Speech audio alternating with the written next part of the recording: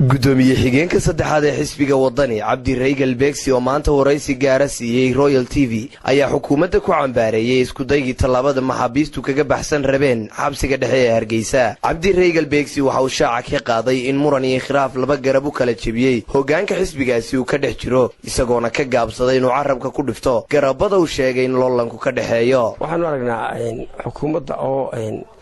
ay ka muuqato hoos u dhac iyo awood darro ay ka muuqato ilaa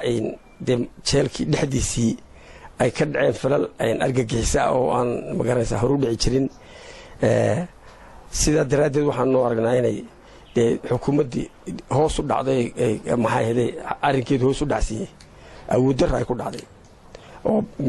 askartii ay soo habaysay waxaa lagu sheegaya inay 4 ninba la soo saaro la soo daayay askartu soo disay.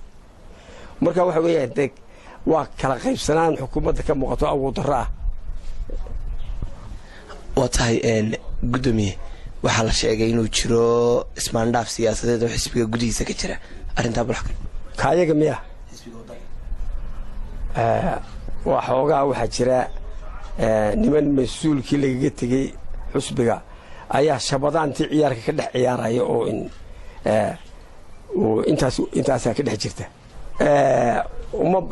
khilaaf badan kama dhex jiro koox gaara ayaa tallaabadii la qaadamay tallaabada kale ka dhex qaadaysa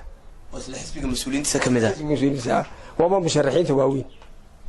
maxaa soo jeedin lahayd mas'uuliyiinta sare xisbiga wixii loo igmaday inay ka shaqeeyaan oo ka baxaan waxaan loo igman ayaan ku talnaa. anigu waxaan ahay labada garab kale toos loo socdo. garabka gudoomiyaha guud baa hogaamiya waa garab kale oo aan sida u sii bidsaneyn oo dhexdiisa ka bilaabay oo aanu maxay arrimaha la isku khilaafay madalkii waan ku koobay